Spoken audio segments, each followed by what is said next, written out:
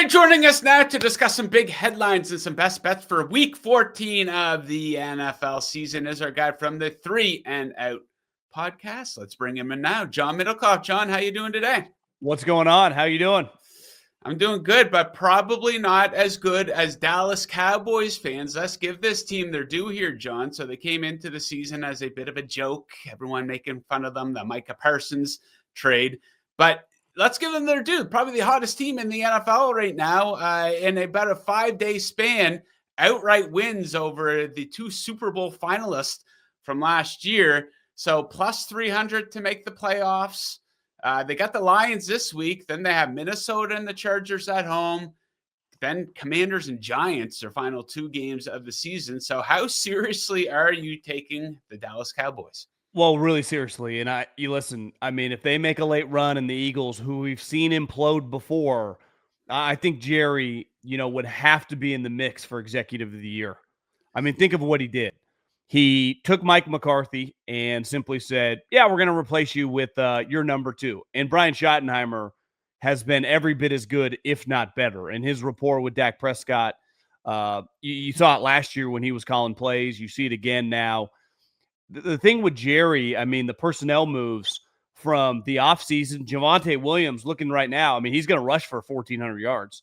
George Pickens is one of the better, trades. I mean, let's face it, he won that move. He got George Pickens. They got DK Metcalf. I'm watching the Monday night game. Wan'Dale Robinson has much better stats than DK Metcalf. Like that's a terrible move when you factor in the money they gave him as well. So when you factor in George Pickens, Javonte Williams, the trades he made at the trade deadline with the defensive tackles, that their rush defense is much better now. Quinn Williams is a really good player. Listen, the Cowboys and the Texans, the 2 teams in the state of Texas are red hot right now, playing good defense, and the difference between the Cowboys and the Texans is their offense is really good. And when CD gets going, you got 2 stud wide receivers. They got a bunch of young offensive linemen, big picture, to keep building around. They have multiple first-round picks. So I really think it's still going to be hard. Like it's not, I would probably bet against them making the playoffs just because their margin for error is pretty small. Yeah. And they just have such a, commanding lead. And they've already played them, right? So it's like they split. It's not like they get another chance to take them out. I think they got to lose some sleep over that CeeDee Lamb drop on that Thursday night, week 1. Because if they would have won that game, I think the Eagles would be in major trouble. But I think it's been really, really impressive. And it shows you it's much easier to do, like a quick rebuild and flipping around when you just have a quarterback. I mean, we see it all the time, right? That the Jets are a great example. I don't. For the Joe Douglas era, think how many players they hit on, right? They had a really good roster of impact, Sauce and Quinn Williams. I mean, those guys aren't even on the team anymore. Garrett Wilson, Breece Hall, and none of it matters if you don't have the quarterback. But the Cowboys had a lot of holes. And listen, we can nitpick Dak, but there's no disputing he's a top somewhere between 7 and 12, depending on how he's playing. Like he's a really good player, and we've seen him. If you give him a good team, they will win 11, 12 games. And this team, what do you think right now? 10, 11 wins? They win this week on Thursday night, which this Thursday night game is always a little unique because it's not a short week. So it's a real game. And I think sometimes, we forget it because we're in the mode of all these Thursday games. But if you're playing well, which they are, and the Lions are not, all of a sudden the Cowboys win. Man, I'm pretty sure they still got the Giants, the Commanders. Like, I think we'd be looking minimum at a 10-6-1 team and potentially, an 11-win team. Yeah, really fun team too. Okay, so chaos has been a major theme of the season, especially in the AFC. The New England Patriots are now favored to win the conference here, John, plus 420 odds, followed by the Broncos. The Bills, this might be the best path they've ever had, really. I know they're not as good as they were last year with the Chiefs not being the Chiefs and Lamar Jackson not being at full strength. You have then the Colts are falling off a little bit. The Ravens and the Chiefs still in the mix here a little bit. But you got to pick a team here for us, John. Who are you picking today to come out of the AFC and to get into the Super Bowl? Well, I think if you just take the 2 best teams by records, if you remove the quarterback, you would say the Broncos have a better team. I think player for player, they would have. I think if you just took the AFC, removed the quarterback, you would bet on the Broncos. And then you factor in they have a Super Bowl winning coach, a guy that's coaching the playoffs. The problem is the quarterback is so important in the sport. So, like I said last night after the Monday night game when I was recording the podcast that you got to take New England serious as a Super Bowl contender. Because if you get the 1 seed, this is not most of our lives. Only one team gets the bye, meaning you have 120 minutes to be in the Super Bowl. And, if the Broncos are the 2nd seed, number 2 seed, they wouldn't even have to play them till the AFC Championship game, and it would be in New England. The other thing the New England Patriots have going for them is a little bit – they have some similarities to Washington last year, though I do think this team is better. Their coach has won playoff games before, Vrabel in Tennessee, when he upset the Patriots and he upset the Ravens. And to me, the most powerful thing they have is their offensive coordinator. I need to look it up sometimes today, but how many games has he coached in the playoffs as an offensive coordinator? My guess would be like 40, Josh McDaniels. So their cohesion of their head coach and their coordinator with their young quarterback, they have so much experience, and clearly Drake's playing really well. Their team tackles really well. They feel a little bit like some of those Titans team. It's like the group is better than the individual pieces. But I think we would all agree that Drake May is a better player than Ryan Tannehill. Now, he's never played in these big games, even going back to college at North Carolina. It's not like he was playing, at Ohio State or Alabama or at Oregon in these huge games. But, man, does he look good. And, I definitely take the New England Patriots very, very seriously just because, one, their path. Part of the reason we all liked them at the beginning of the season, like, I could see this team winning 10 games. One, they have been so bad in the schedule. But it's like when you watch them play, regardless of opponents, when they're playing well, they're really good, especially at home. So last night I get the Giants are terrible, but that 30-7 at halftime. This is the NFL, not college football. That was really impressive.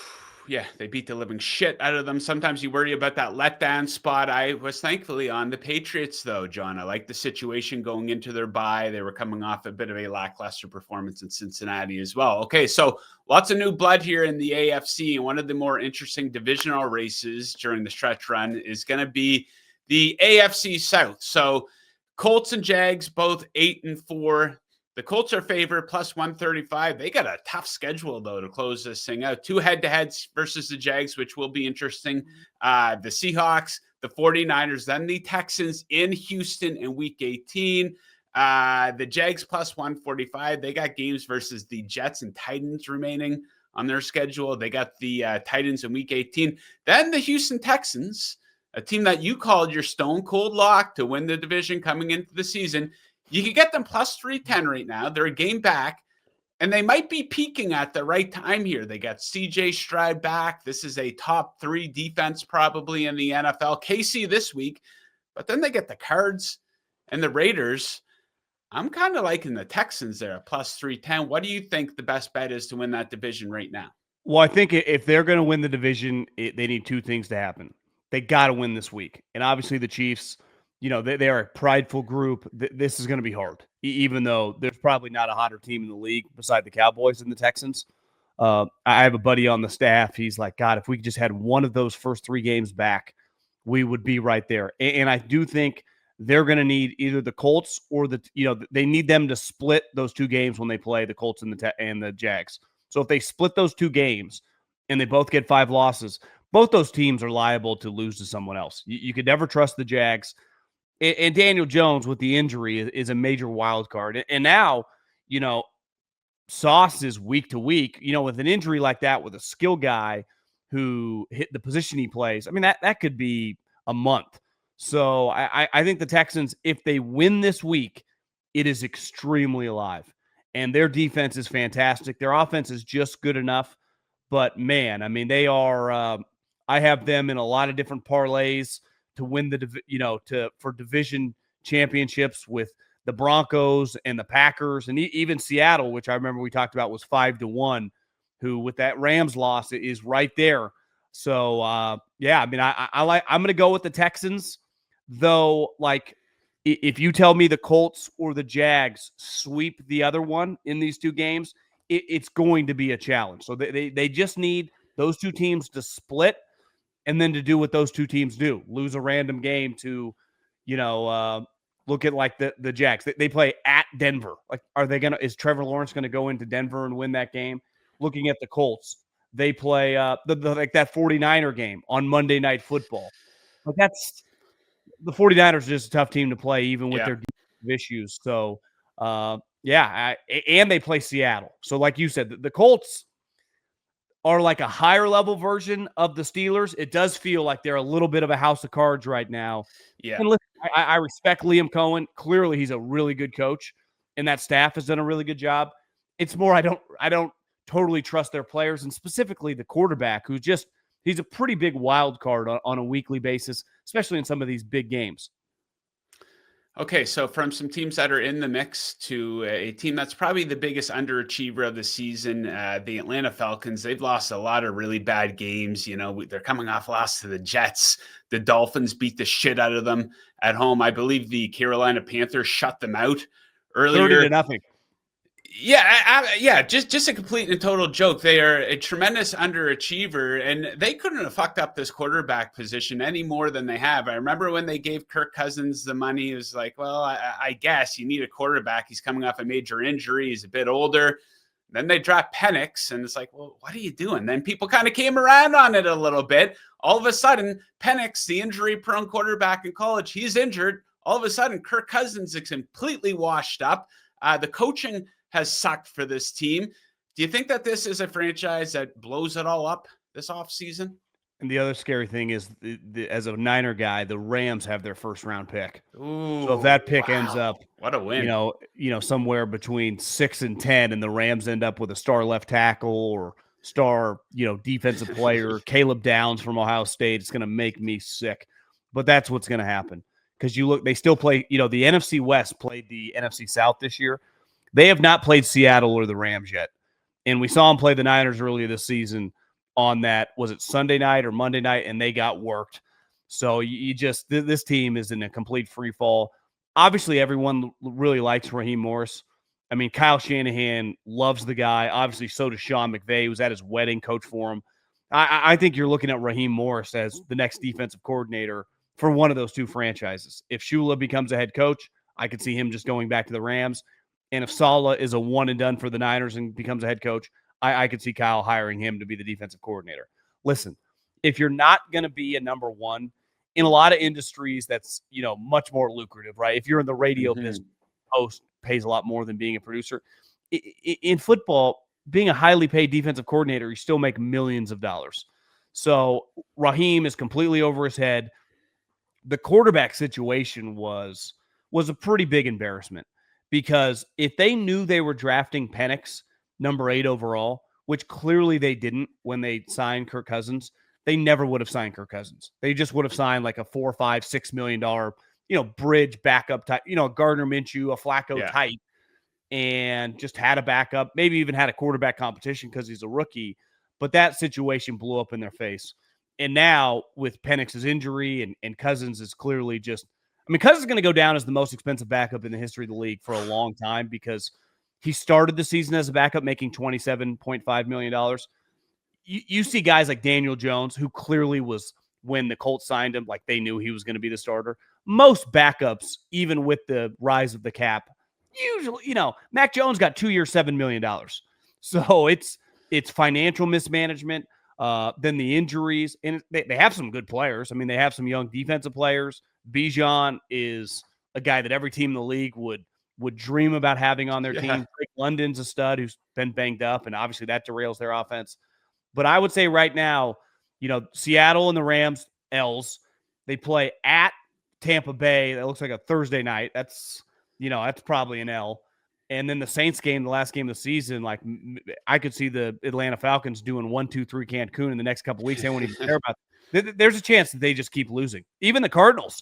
On a weekly basis, I feel a little bit bad for Jonathan Gannon. Like Jonathan Gannon and Raheem Morris, both teams are going to lose a lot of games. I watch the Cardinals a lot. They're actually a pretty credible team. They just end up losing a lot of these games, but you can't watch them if you watch a lot of football and go like, that's an embarrassment, right? They're even though their record is much closer to the Titans than it is like the Niners or the Rams, they're a real team. They remind me of Auburn in college football. It's like they're going to be the best 4-win team I've ever seen. That is not the case with the Falcons. They're really, really bad. And that Jets game, anytime you lose to the Jets, So that's rough. Yeah, the Cardinals at least are showing a little bit of fight. Okay, let's get into some best bets here, John. Let's go to this Thursday night game. This looks like an incredible game on paper. I love the over in this one. The Cowboys in Detroit to take on the Lions. The Lions, I don't know if they've ever been this desperate in the Dan Campbell era. That championship window, it's closing on them here. And you're going to go with the Cowboys as a 3-point underdog. Yeah, I just think the momentum. They are built for a dome with their explosive offense, a lot like the Lions, so they're kind of carbon copies. But to me, their defense is so much better. So is like Gibbs going to go for 400 yards against them? You know, in terms of like, is he going to have 200 yards on the ground, another 100 passing? Probably not. Not the way their defense is playing. The other thing is like Dallas has real life, even if it's a little fake. But like on paper, you're like, well, why couldn't the Eagles drop another random game? They easily could. I just watched the Commanders and Mariota look like a real team, right, on Sunday Night Football against the Denver Broncos. So it's like maybe the Commanders, they're definitely going to show some fight. They're not just going to tap out. So I just think the Cowboys are the hottest team in the league. The way they've played these last 3 games, and I get it was the Raiders, but then that 4-game stretch, the comeback against Philly, and then what they did against Kansas City was beyond impressive. The other thing with Detroit, you know, if they lose on Thursday, the playoff picture is pretty set. The 3 NFC West teams would be in. The Bears and the Packers, whoever doesn't win the division, would be in. And then the only way the Cowboys they'd have to, you know, win the division against Philadelphia. But Detroit would be done. Like their season would essentially be over at 7-6 in terms of a playoff berth. So I think Dallas comes in for the kill shot. Love them getting some points. Love their momentum. And they're just built to play inside, especially with those 2 wide receivers. And Javonte Williams, who doesn't get talked about because Pickens and Quinnen Williams and Jerry Jones, he's had a fantastic – if people would have known he would have looked like he's looked this season, he would have had a much stronger market. Because I was guilty too. I'm like, this is who you're signing to be a running back? Yeah. What's the end of the season with 1,400 yards? It just runs hard. And that was the knock on the Cowboys. They had no run game. And now they have – once upon a time, before this guy had the devastating injury, he was viewed as like a really, really good young running back talent out of North Carolina. And it's cool to see him get back rolling because he's given them balance. And Dak is like most like he's a lot like Goff. They can't just carry you like a Josh Allen or Mahomes. They need a good running game. And when he gets one, he's not going to win the MVP, but he's like a MVP type candidate. Like you can throw his name out there. Dak's played excellent this season. Yeah, and he should be in the mix for MVP depending on how wide open month of December goes. I guess, yeah, Drake May. I don't know, maybe he's playing well, but you know, a lot of people want to criticize him based on the schedule. All they can do is play the schedule that's in front of them. So can Myles Garrett win it on a 4-win team with 30 sacks? No. Okay. Best bet number 2. John has 2. We are going to the AFC North. You like the Ravens to bounce back. They're favored by 6 against the Pittsburgh Steelers. Anytime you start getting fired Tomlin chants in the stadium, you know, it's like that. Clearly no one cares about, well, we've never lost. It's like, yeah, going 10-7 and getting smoked in the first round. The other thing is, over the course of the last several years, right, when he's kind of been like, hey, we're 10-7 every year. We're 9-8-1. Every time you play the Bills, the Chiefs, or the Ravens in the playoffs, they're in a different universe than you. Now, listen, the Ravens game on Thursday night was pretty ugly. They look bad. The Burrow momentum, they laid an egg, and they got their butt kicked. But I just think the Steelers are seriously circling the drain. And I said this on Monday night. If I'm Tomlin, like I would want out. This team has, you know, TJ Watt has had stretches this year where he's kind of been non-existent. They gave him $100 million this offseason. Cam Hayward probably going to retire. You got this DK Metcalf contract, which is going to be very quickly viewed as one of the worst in the NFL. They do not have a quarterback. We're recording this. Aaron Rodgers turned 42 this year. Does any birthday symbolize a franchise more than you signed a 42-year-old quarterback who just looked like he fought Mike Tyson because he got slammed into the ground. He's got a cast on his left hand. You know, he's calling out players for not taking it seriously. It's over. If I'm Tomlin, I would desperately try to get to the Giants. They have a young quarterback. They got some pieces. You lose this game. The Steelers are extremely lucky that the Ravens had one of the weirdest starts you'll ever see, had a bunch of injuries. Their defense, basically looked like the Bengals, and they started 1-5? Because if the Bengals just had a semi-normal season, they would be at worst like 8-4, 9-3, and this game would be meaningless. So I think the Steelers are seriously circling the drain, and this thing, it's crazy to say, could get even uglier. I get 6 points a lot. The Steelers historically have played Lamar very well, but like I see their defensive line. How many times this year is that unit just kind of laid an egg for how much they're paying them? So that's the one area where you go, well, it's going to carry the team. Well, they typically do not. And I have little to no faith that their offense can do anything. And whether Rodgers starts or he doesn't, he's liable to come out of a game at any moment and Mason Rudolph goes in.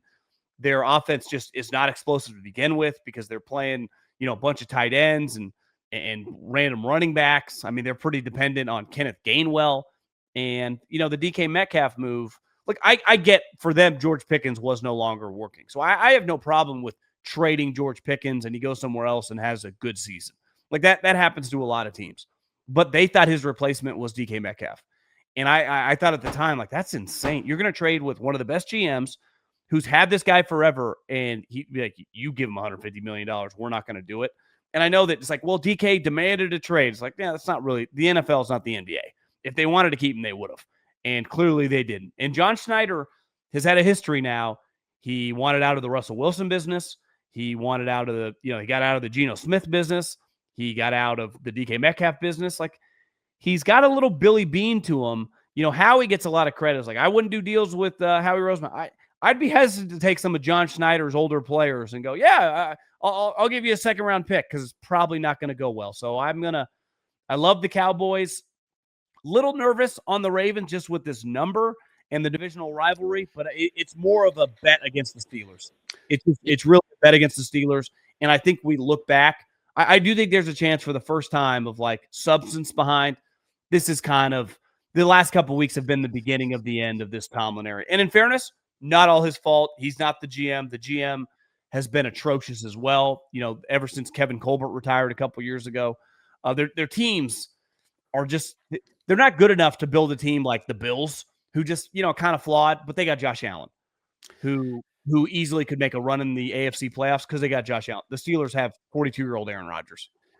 You'll get no pushback from me on fading the Steelers after that performance they had against Buffalo. Okay, John, great spot today. We will leave it at that. Enjoy all the games. Best of luck with your bets, and we look forward to catching up with you again next week. Take it easy. Have a good one.